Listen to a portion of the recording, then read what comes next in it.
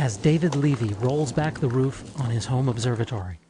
He's preparing to rejoin once again a quest begun long before recorded history.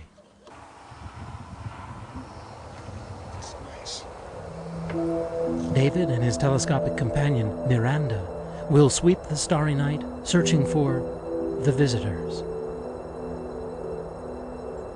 You see, our time here on Earth is a gift, a grant from a population of extraterrestrials, travelers who now whimsically visit us at odd intervals,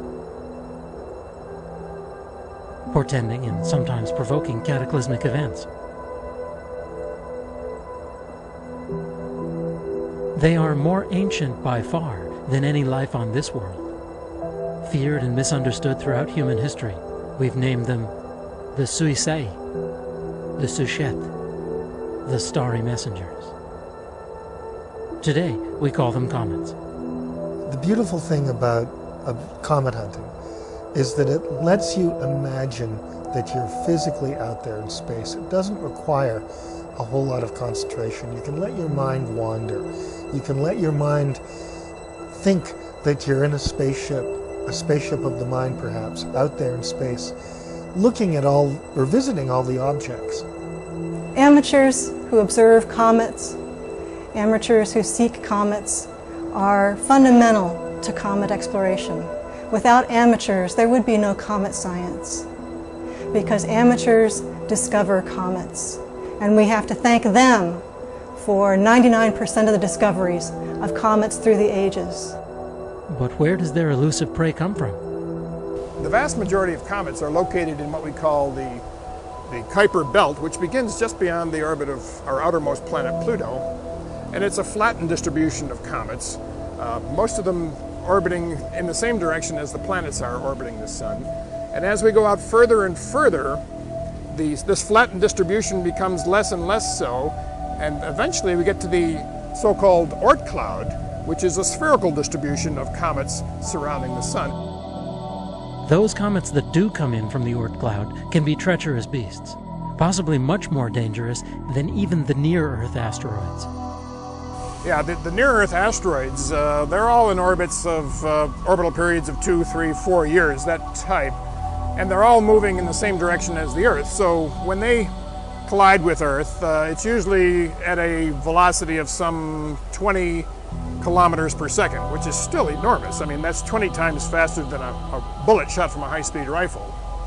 But if a comet is coming into the inner solar system, it can actually come in a retrograde orbit and pass by the Earth going in the opposite direction, and impact velocities or encounter velocities can get up to 70 kilometers per second. And of course, the energy goes as the square of the velocity. So while comets aren't nearly as numerous as the near-Earth asteroids, when they do approach Earth, they generally do so at vastly greater velocities and hence energies. If you don't happen to be standing under one when it hits, no human ever has been as far as we know, comets can be marvelous world builders. Well, the comets are very valuable because they're literally shards from primitive bodies, or they may be themselves primitive objects born with the birth of the planets. And even in the Kuiper belt, and particularly in the Oort cloud, another factor of 1,000 times farther away than Pluto, these objects have been kept in deep freeze for billions of years, and so they're very well preserved samples of this ancient time. All that beautiful cometary tail arcing across the sky actually comes from a surprisingly tiny nucleus.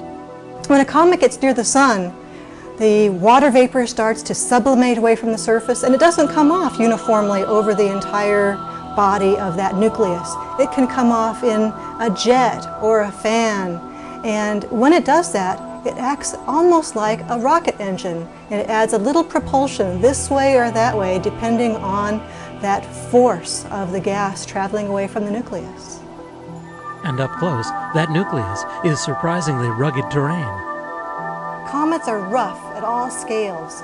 We call them fluffy fractal aggregates, meaning no matter how small and how detailed you were to get your view in on it, it would look rough and be very difficult to land on and scratch on. And despite their beautiful glowing white veils, when you get right down to it, these objects turn out to be well, black. Way black. Blacker than the ink in your printer. Black as the hinges of Hades. Even this model is not as black as a real comet nucleus. And they're black because of carbon compounds. So here, at the very heart of the comets, we find the priceless packages these starry messengers have been delivering. It was necessary for carbon, hydrogen, oxygen, and nitrogen to be transported to the inner solar system, to Earth, in this material we called prebiotic material, prebiotic compounds, which are rich in the building blocks of life, carbon, hydrogen, oxygen, and nitrogen. It's believed that comets transported this material to the inner solar system. So in a way, these objects are really tied up with our own evolution and the evolution of life. We owe them, well, just about everything. These deep frozen flakes of the distant past. These starry messengers from the origin of the solar system. The Earth is really a water world. It's the only planet with immense supplies of liquid water that is necessary for intelligent life to exist. And so you can ask the question, where did that water come from? And probably one of the best sources of water in the solar system are comets. And so cometary impacts with the early Earth likely delivered to the Earth a veneer of water that allowed life to form. Now, the water from comets doesn't have exactly the same chemical signature as the water in the Earth's oceans, but it's close. And I think the consensus among the scientific community now is that a fair percentage of the Earth's water, and hence life itself, originally came from comets.